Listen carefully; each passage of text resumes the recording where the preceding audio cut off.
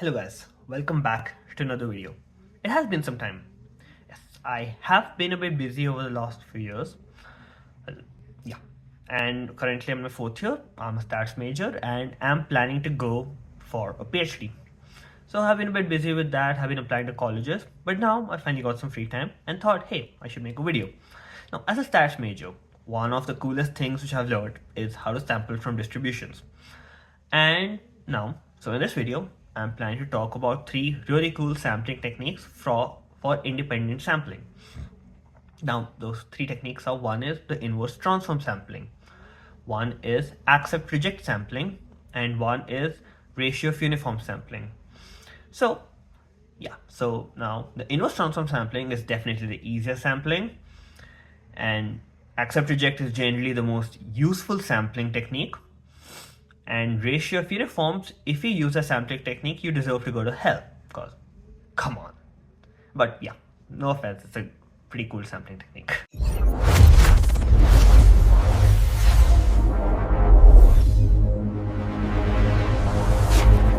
Let's talk about inverse transform sampling.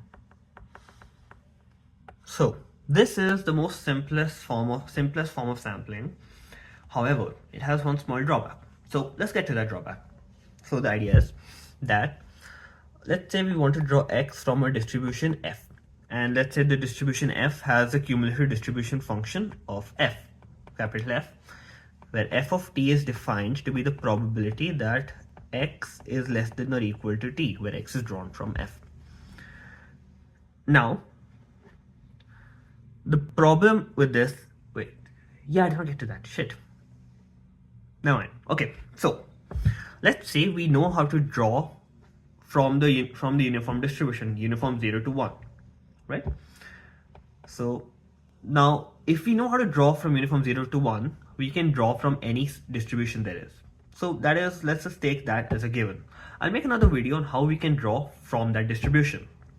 Okay, so let's say we know how to draw from uniform 0, 1, and we draw y from uniform 0, 1.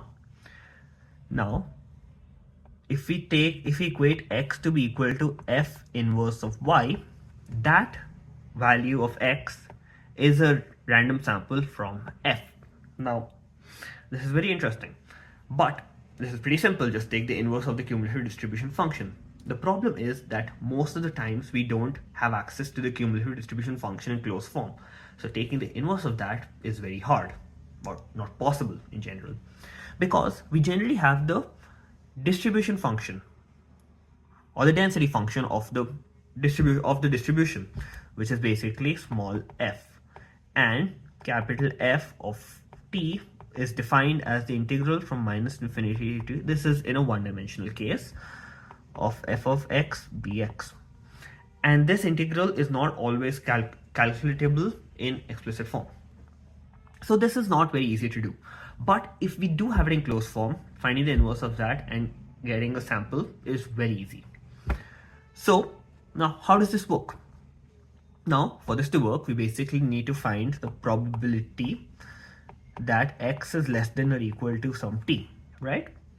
Now, that is equal to the probability sorry, you need to find the distribution of this particular x which is sampled. So that this particular x is defined as f inverse of y is less than or equal to t, right? Now, since f is a CDF, or a cumulative distribution function, it is an increasing function. So we can take f on both sides, which basically just means probability that f of f inverse of y is less than or equal to f of t. This basically gives probability of y is less than or equal to f of t. Now, probability of x is less than or equal to t is equal to the probability of y less than or equal to f of t. Now, f of t is between 0 and 1 by the properties of CTF, and y is a random draw from uniform 0, 1. Now, the probability that a random draw from uniform 0, 1 is less than or equal to some value x is equal to x. So in this case, this is equal to f of t. And this is basically f of the draw tree, t is equal to f of t. Now, when I say f of t, it is the CDF of the original distribution we want to sample from. So we can say that x, and this is for all t because we haven't really specified anything related to t over here. So we can say that since the CDF of the distribution of x and the distribution f are the same at every value, then those two come from the same distribution, or those two are the same distribution. So x, we can say that x is sampled from f. Now, like I said, so we have some, we can sample some distributions where the CDF is calculatable. Now, what kind of distributions are those? Well, the most simple example is, let's say, a Cauchy distribution per se. Cauchy distribution, the f of x is equal to 1 by 1 plus x square, and that would be 1 by pi if I'm not wrong, though that is slightly not that important, but it's fine. And for all x belonging to R, so minus infinity to infinity. Now the CDF, I'll just write Cauchy, right? So now the CDF of this distribution is the integral from minus infinity to x of this density function, which as it turns out is tan inverse of x. And let's see if it works. So minus infinity, this should be plus pi by 2 by pi if I'm not wrong. As x tends to infinity, this should be pi by 2, and yeah. So for all x belonging to R, no wait, this is fine. So now this is an increasing function, and at x equal to minus infinity this is 0, at x equal to infinity this is 1. So this is the proper CDF. Now what we need to find is the inverse of this. So the inverse of this, f inverse of x, would basically be pi x by 2 minus pi by 2 tan. So now a random sample from x for x from Cauchy 0 from Cauchy 1 is basically x is equal to tan of pi y by 2 minus pi by 2, where y is drawn from uniform 0, 1.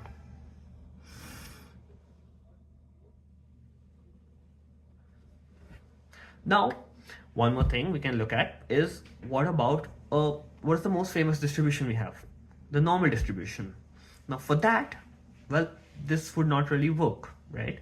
Because the Gaussian integral from minus infinity to x is not calculatable. So what can we do for situations like that? So in those cases, we would look into something called the accept reject sampling. So now accept reject, let's keep it here, that should make it easier. Okay, so now accept reject sampling. Now what is the main idea of accept reject sampling? Now the main idea of this is that, let's say we don't have the closed form of CDF, then how would we get samples? Let's say we only have the density function, we're only given f of x, that is it in closed form. Now the main conceptual idea is that, let's say we don't know how to sample from f, but we can sample from another distribution g of x, which comes from a distribution g. So we can sample from g and see, compare it to g at that point, how likely is it that that sample belongs to the distribution f, and using that we can see if that sample belongs to f or not probabilistically. This just seems like a very vague random word which I'm throwing, but let's just get into it and it'll be pretty clear what I mean. So the algorithm for accept reject sampling is, assume we know how to sample from g. So first we want to sample x, so first take a draw y from g. Okay, before I get into that, let me just mention one more thing. There are a few conditions to this. Actually, you know what, let's properly get into all the conditions for this sampling. So let's say the distribution f has a support of chi f, and this has a support of chi g.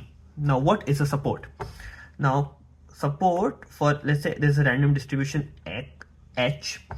So support of h is basically the set of all the values. Let's say this is a one-dimensional distribution, so all the values from R. So support are basically all the values. So T belonging to R. So this is a one-dimensional distribution. So T belonging to R such that h of T is greater than 0. This is basically it. A support is basically all the points at which there is a greater than 0 probability. So let's just look at an exponential distribution. So exponential distribution is e to the power minus t, where t goes from 0 to infinity. Now that is greater than 0 for all positive values, but as t is less than 0, that has a 0 probability. So the support is basically just r plus. Okay, so now let's say we have support of chi f for the distribution we want to sample from, and chi g of the distribution which we know how to sample from. Now one condition for accept reject sampling is that chi f must be a subset of chi g, which makes sense, right? Yeah, because if you do want to properly sample from f, there should be a positive probability of you sampling at least all the values of f from g. Once I get into it, I think it'll be much more clearer. So this is one requirement which we have, and I'll explain why this is required, but just hang on to your hats. So C, let's define a value C, which is the supremum for x belonging to chi g of f of x by g of x, and this should be finite. This is another requirement. Now once I get into the algorithm, everything will be clear. Okay, so let's get into the proper algorithm. Algorithm. Okay, so the first step, draw y from G. Okay, then computes the value R equal to f of y by g of y divided by C. So basically R is between 0 and 1, although 0 is always possible. Like even 1 is possible. Yeah, 1 is definitely possible. Now draw Z from Bernoulli with probability R. If Z is equal to 1, so probability R you choose 1, or with probability 1 minus R choose 0. So if Z is equal to 1, x equal to y, and you are done. And if not, go to 1 and sample again. That is the entire algorithm. Now you can see why I want C to be less than infinity, because if C is infinity, then R will always be 0, and Bernoulli 0 would basically just mean that Z is always equal to 0. And that would basically just mean that you would be in an infinite loop and you'll never be done with this algorithm. And again, for support of f belonging to support of G,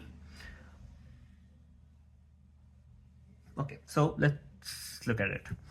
So let's say we have a distribution. Let's say this is the, okay, let's say this is the entire support of G, and this is the support of f, and this is the entire thing for G. So we will first sample from G, right? And we want to see what is the probability of that being associated to the distribution f. So we can get samples from G like somewhere here, sure. Okay, ignore the y-axis. But from all of these samples, all of the samples outside over here will basically get r equal to 0. So those would be completely ignored, right? Now from all of this, with some probability, they will be chosen. But these values can span all the support of f. So after you take an infinite number of samples, you will get an exact distribution of f, exact sample from f, right? Now that makes sense. But now let's say this is flipped. Let's say that this is G and this is F. So now for G, all you will get is samples from here, with some probability they will be accepted, and you will probably get some value of F over there. And you will probably get some random sample from F. But that sample will not be an accurate depiction of the distribution F, because F would also have values from this oval over here and from this oval over here. So that would not make sense. And also later on I will give a proof of why this has to work. So just hang on to your hats for that. Okay, now let's just go on for a proof of why. Yes. Okay, so yeah. So if x of f is a direct subset of x of g, then c, which is the supreme of fx by gx, has to be greater than or equal to 1. That will be something which I'll prove later. Okay, so now let's prove why this algorithm works. Okay, so what is the final cumulative distribution which we have of the final sample which we get? That is basically the probability that y is less than or equal to t, given that the uniform draw, or let's just call it u as a uniform draw, is less than or equal to r, which is basically f of y by c g of y, right? This is what we want to sample from. Okay, now before we look into this, let's look at another probability. Probability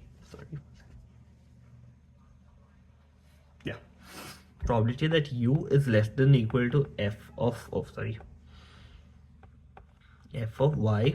by c g of y, given that y is less than or equal to t. This thing is equal to probability that y is less than or equal to t, u is less than or equal to f of y by c g of y, divided by probability that y is less than or equal to t. This thing is equal to g of t because y is sampled from g. Now, how do we go about this?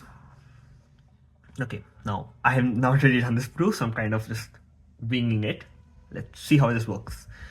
1 by g of t into probability that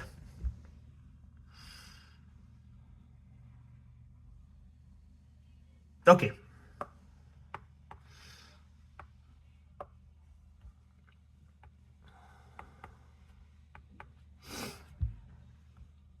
probability that u is less than or equal to f of y by c g of y, given y, probability y dy. Now this is not probability y dy, this is basically gy dy, because that is the density function of y. Now if you can integrate this, you will see this is basically, yeah, from minus infinity to t. This is basically just the base theorem and the I think totalness property or something like that of a normal distribution. But yes, so I'm basically getting all the values of y from minus infinity to t and adding them all up. So we could get this value, y is less than or equal to t. Okay, so now this would basically be equal to 1 by g of t, integral minus infinity to t, and probability of u is less than or equal to f of y by c gy given y, that is basically f of y by c gy. Now this is important because we have f of y by c gy is less than or equal to 1 and greater than or equal to 0.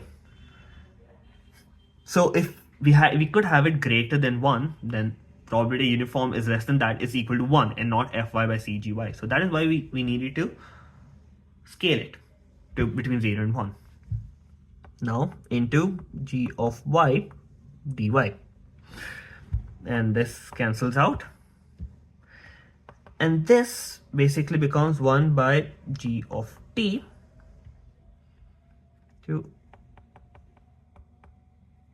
by c.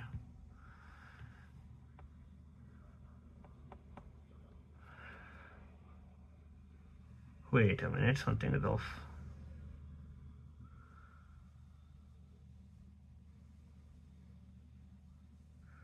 Yeah, okay. So this is f of t by c g of t.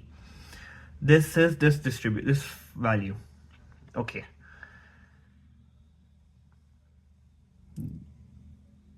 Yeah. So now what do we have? Yeah, now we need to find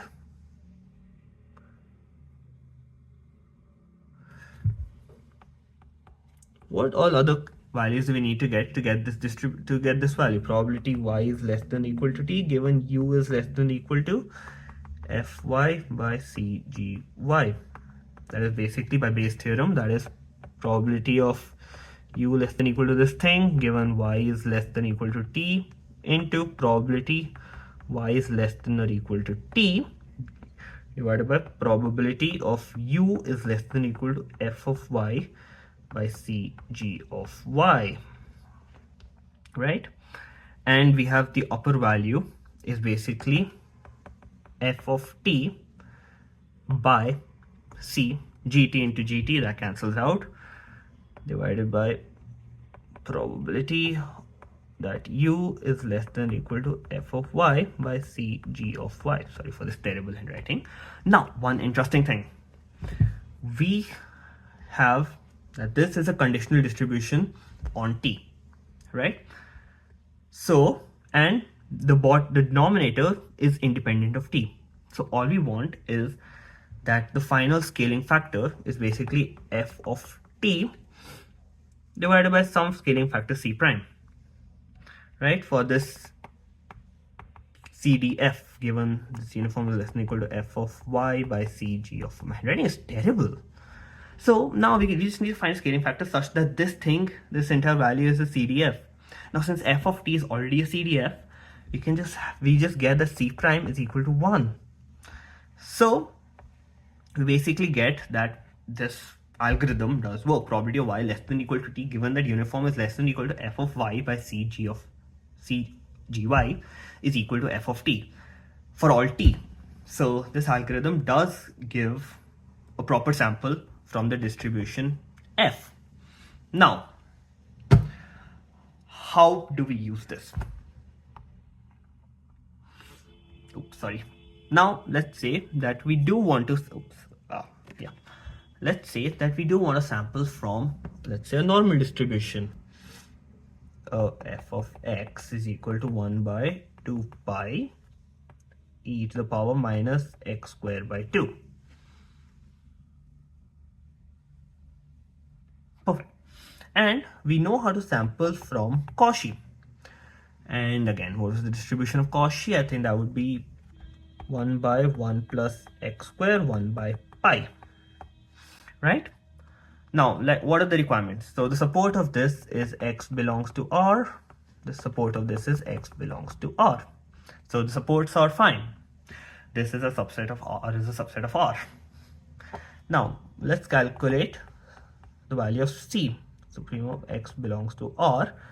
F of x by g of x.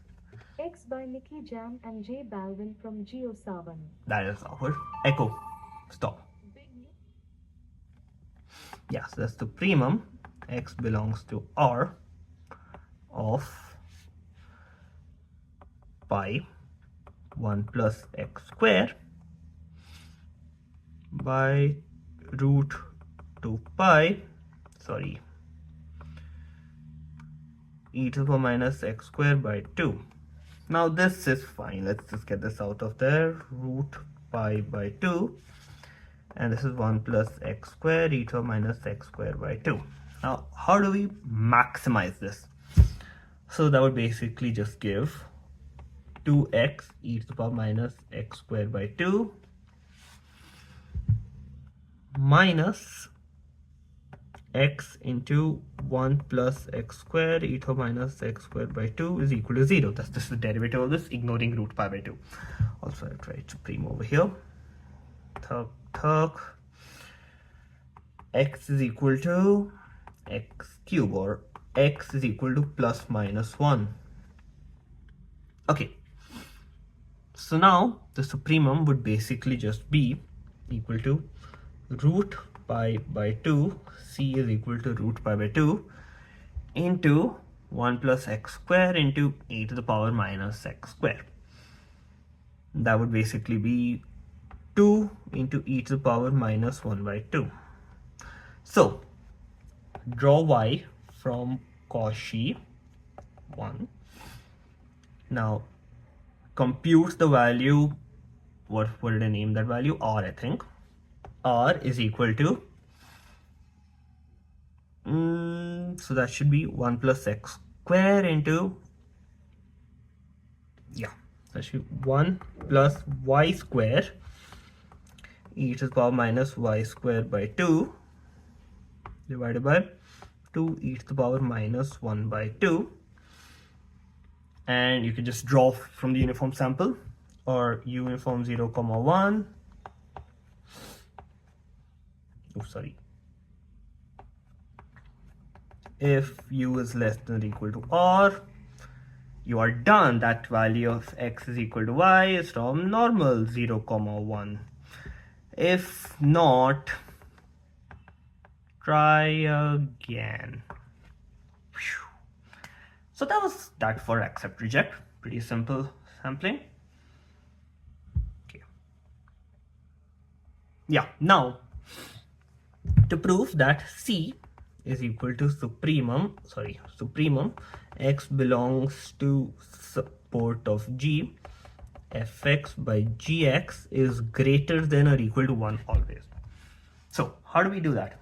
Okay, I don't really quite remember proving this, but okay, let's say that it is not. So that would basically mean that supremum x belongs to g, f of x by g of x is equal to some value c prime less than 1, right? So f of x by g of x would be less than 1 for all x belong to support of g. Or to be fair, since support of yeah, I think this is fine. Yeah, actually this is more accurate, so let's go for it. So that would basically mean f of x is less than g of x for all x belonging to support of g, which means that integral of f of x dx is less than integral of g of x dx. Now g of x dx of this would be from, let's just go over the support of g, and let's go over the support of g. Okay, now this obviously we know is equal to 1, because this is the probability that the sample from G would belong to the sample of G, would belong to support of G, which is obviously true. Now, this we can split into two parts. One is x of f and one is x of G minus x of f, which is basically samples which belong to the support of G and do not belong to a sample of f. And obviously this is true because support of f is a subset of support of G. Now this integral of f over this would be equal to 0. Also these are disjoint, so we could just add the integrals of both sides. This is 0, and same logic as for G, this would be equal to 1. Now if the value of c is less than 1, then we would have 1 is less than 1, which is not true. So c has to be equal to c has to be greater than 1. Okay, so that was that for accept reject sampling. Now let's look at the Q-test sampling. Ratio of uniforms sampling. This is the Q-test sampling amongst these three. So over here, all we need to know is how to draw from uniform distribution. Actually, that's true for any distribution. Okay, let's look into it. Let's say we want to sample from a distribution f with density f of x. So what do? Well, take a guess. We have ratio of uniforms. So for uniforms, we need u1 and u2 drawn from uniform 0, 1. Now these are IID samples, independent and identical samples from uniform 0, 1. Now we have uniforms. Now we need to take care of the ratio part. So now we first see if u1 is less than or equal to square root of f of u2 by u1 and greater than or equal to 0. If this is true, then u2 by u1 or x equal to u2 by 1 is a draw from f. That is it. And if it is not, start again, draw u1, u2 again and go for it. Now we need to prove why does this work. So we need to find the CDF of the new draw. Probability x is less than or equal to t, given 0 is less than or equal to u1 is less than square root of f of u2 by u1. Oh my god, there's a bee in my room. Bummer. God. Please keep quiet while I'm doing something. Okay, so like we saw in accept reject, this is proportional to probability of u2 by u1 less than or equal to t and u1 less than or equal to u. 0 less than or equal to u1 less than square root of f of u2 by u1. Right, now we don't really want to keep it in u2 and u1 terms. It'll be easier if we just use new variables. So what I do is we could definitely use u2 and u1 and try it for yourself. But what I do is I'm going to introduce new variables. So z is u2 by u1 and h is u1. Okay, so now that is basically proportional to probability. Z is less than or equal to t, 0 is less than or equal to h is less than or equal to f of z, which is equal to integral minus infinity to t and 0 to square root of f of z. I should keep this here, it is easier. Okay, of f of z comma h dh dz. Okay, now we don't know this value, the joint distribution of z and h, but we know the joint distribution of u1 and u2. They're independent and drawn from uniform 0, 1. So f of z comma h, we'll use a Jacobian transform. u1 comma u2 del u1 comma u2 by del z comma h. This is equal to the determinant del u1 by del z, del u1 by del h, del u2 by del z, del u2 by del h. u1 is equal to h and u2 is equal to u1 into z, which is hz. Now this would basically be this would be 0, this would be 1, this would be h, and this would be z. So the determinant is minus h. So, and f of u1 comma u2 is equal to 1 in the box 0 comma 1 into 0 comma 1. 0 comma 1 cross 0 comma 1. Okay, now we can basically fit this into the CDF function.